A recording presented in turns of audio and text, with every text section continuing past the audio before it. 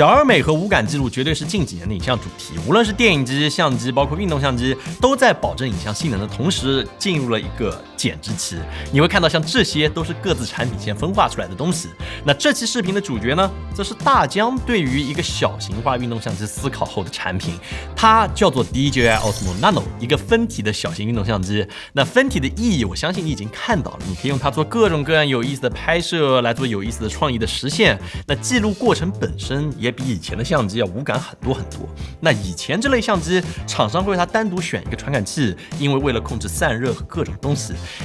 但是这一次大疆，你要问我说最大的创新是什么？就是这个东西，它的传感器居然和大疆的 Action 5 Pro 是同一块，这意味着它们的画质也是非常非常接近的。那么这时候我们要考虑的问题其实只有一个，这东西吧，小小的也很可爱，对吧？那我需要它这么小吗？Down, sitting pretty. Type of night, fall in love with the city. Want a bout for the crown, tell them step right up. If you want a little smoke, we can light it up. All I know is how to get down till the wheels fall off, never dismount. Let's go, we gon' have a good time.大疆和影时在这种高画质拇指相机上走了两条完全不同的路。相机方面，影时的 Go Ultra 是一个方形的设计，而大疆的 Nano 是一个传统拇指相机的长条形设计，背面和单侧支持磁吸，目前只有黑色可选，还做了一个半透光的外壳，看起来会更帅气一点，也是大疆最近常用的设计语言。那形态上 ，Go Ultra 和它各有千秋 ，Nano 会更适合握持一点，也能够更好的区分横竖拍。它俩站一块真的很像小黄人和痞老板。那虽然 Nano 竖着放，视觉上看着会更大一些，但是长条形应该会更适合放进小的空间，装在帽檐上的时候看上去也会美观一点，并且它重量其实和 Go Ultra 几乎是一样的，它还轻了1克，52克，大概等于一个 AirPods Pro 单充电盒的重量。那区别更大的一个点，我觉得还是在于图传这个模块上面。影时走的路线是把算力和更大的屏幕集成在了图传模块里面，合体之后可以说这个是本体，这个是子体，而大疆的思路是这个是母体，这个是子体，所以导致结果就是大疆这个会比影时的要轻一点，影时的母体大概比 Nano 会大30克左右，所以拿在手上的话 ，Nano 这一整套系统会更加无感一点。但是付出的代价就是这块屏幕虽然它的画质不错，但是它变得更小了，也不支持快速翻转来进行自我监看。低机位拍摄的时候，你会很容易觉得有一点难受。那防水的话，主相机它支持10米的防水，图传模块支持防溅水，它们两个一起下水，图传模块会溺水，主相机可以很不容易的爬上来。这大概就是你能够预期的，也是这类相机和传统运动相机最大的区别。那磁吸和触点是我觉得大疆这么多年来玩得非常明白的东西。首先 Nano 这一次共拥有12个触点，能够支持 USB 3.1 的高速数据传输，也能够在监看的时候获得很好的画质和更低的延迟，并且这个触点的强大之处在于它可以即插即连。什么意思？就是不管我选哪一台 Nano 的这个母体和子体，它们只要拼到一起，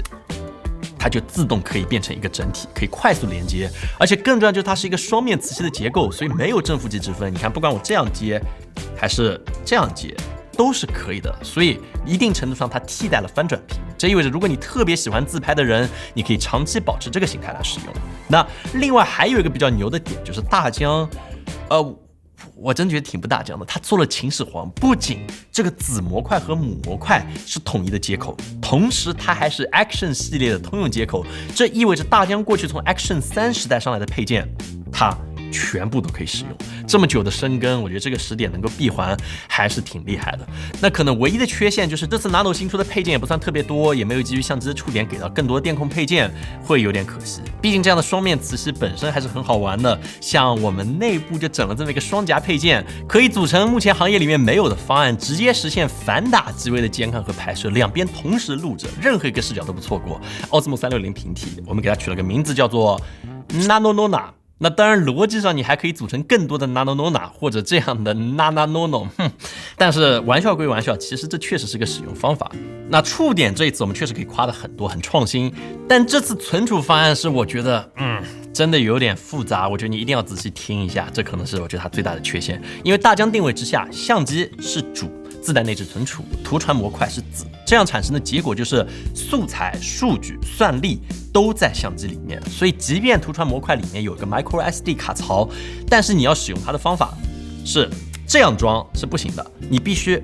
这样装，这才是正装。这样它才可以连上这个数据传输的模式，然后再把你相机的数据传到下面模块的卡里面，你再把这个卡拿走，再插进你的电脑里面，你才可以拷走你的数据。那或者你可以直接使用 USB-C 口来连接 Nano 来拷素材，那后者也是我比较推荐的一个方式，毕竟速度很快。但是这样的存储方案对于一些需要快速分享的场景来说，你可以明显感觉到有些拧巴。比如说我今天拍好我朋友想要素材，那我不能够直接把我的这个卡给拔走，我需要先把这个数据拷到这个里面，要等待一段时间，再把卡拔出来交给我的朋友，不然的话他必须得把你整个相机都带走，所以会有一点难受的感觉。那如果这个你觉得还行，那我再来讲个更逆天的东西，你看你能不能接受？因为算力都在这个相机里面，所以当你把它们拔开之后，这个是没法回放你相机里面的素材的。那你这要说因为分开了，对吧？算力在这儿，我觉得可以理解。那这时候你肯定要问了，我能不能够放我 micro SD 卡上的素材，就是存在这里面已经插着的卡上素材？当然是也不行，我不知道为什么，但是目前的固件之下，它这个机身就是不能够回放任何东西，只要分开。所以现在你要做的事情，必须让它俩在鹊桥相遇，连接在一起，才能够看到你拍的画面。那大疆和我们说，下一个版本的固件是可以实现的，但是目前我们没有测到，没法给你任何承诺。所以目前来看，它的缺陷就在这里。那有没有优势呢？那我觉得是有的。Osmo Nano 它这个相机这么小，但是它的画质真的很好。 We've seen the waters rise. We've lived through desperate times.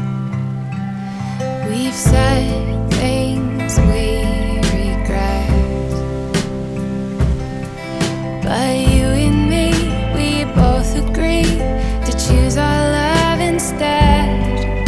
And we're still here. I love you. It'll be alright.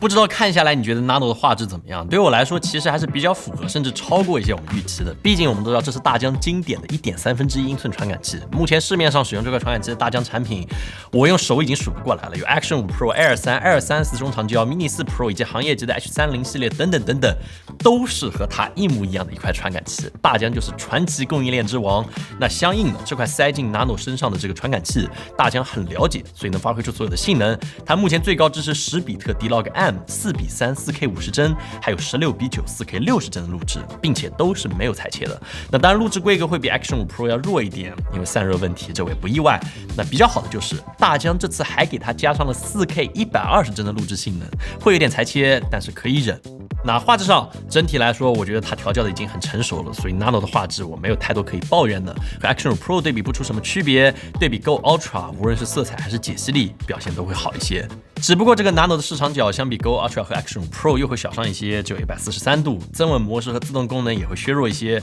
但目前综合来说，我觉得画质和功能反正就是在挺够用的一个状态之下。但是我还是得说，我们讲了无数遍，你不能指望这个相机它的画质能在夜景的情况之下有多好，它就是一台太阳机。客观来讲，就是现在这类相机你不能指望它的画质比手机好，所以重点还是在于你怎么去装配它，用它去获得什么样的视角，是手机拍不到的。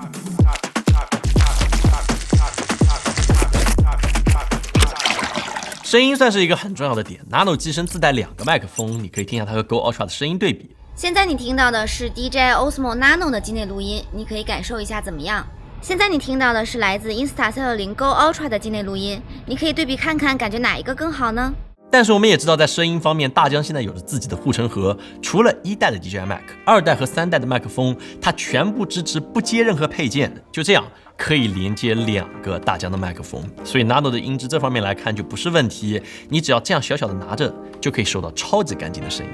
那电量和热管理之上 ，Nano 支持了 PD 快充，只要20分钟可以充到80%，充电速度还是很快的。但是到了发热方面，因为算力集成在这么一个机身之上，所以 Nano 很难逃过发热。我们这次25度环境之下测试了我们平时常用的模式，4:3 4K 30帧高码率模式，开启 WiFi 和2分钟之后熄屏的设置，分体模式38 28分钟左右过热停止录制，合体模式之下31分钟左右过热停止录制。所以过热表现只能说相比传奇耐热王 Action Pro， 它真的还是要弱不少的。不过这算是算力集成在这个机身里面的一个缺陷吧。当然这个是 Nano 性能拉满的状态，别的模式我们也帮你测了一下，你可以看看。综合表现来说，我觉得比较优秀，但是过热。就是如果说你拍高画质的话，基本上是逃不掉的。所以这类相机和传统运动相机比的一个缺点就是，它没有办法很好的控制散热，也没有办法很好的去补它的这个储能，因为它的供电得靠这个东西来给它充电，没有什么额外的电池去更换。所以你想要长时间使用的话，要么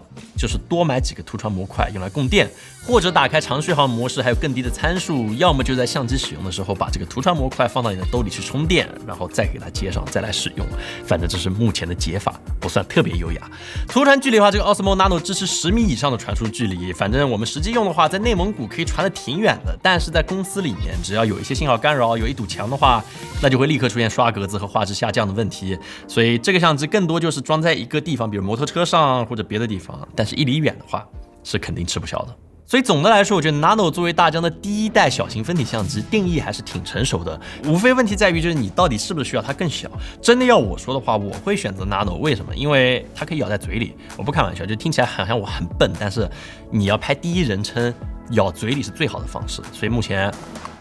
或者说目前咬在嘴里的话是最好的相机，或者说口袋相机。口袋相机啊，虽然定语很多，但是我觉得真的很多时候拍开箱，我就想这么用它，所以希望能够理解我。Go Ultra 的话，相比这个 Nano， 当然有更大的翻折屏、更丰富的增稳，还有更加有趣的定制化配件，所以纯粹取决于你选择哪一台。其实到现阶段，我觉得我们大家可以一起来呼吁一下，就我觉得厂商吧，他们真的很喜欢卖一个整体的东西，但是我个人觉得，我们真的需要这个屏幕吗？我选了这台相机，我真的需要监看吗？就是它和这个相机应该拉出区别。我真的很期待厂商能推出一个定价更低的裸机版本，对吧？就只卖这个给我们就行了，把它当成一个胶片机来使用，它视角也很广，反正无论如何都能拍到。然后需要监看的时候连接一下手机就行了，对吧？或者用这个触点转接到手机来充电和监看。我觉得这是一个纯天才的设计，真的很棒。我为什么不用手机呢？所以这就是我们这期节目全部内容。如果喜欢的话，也请给我们点赞、投币、3连转发，也可以发给你的朋友们看一看。如果他对这种小小的相机、很可爱的相机感兴趣的话，这对我们很大的帮助。那么我们下次再见。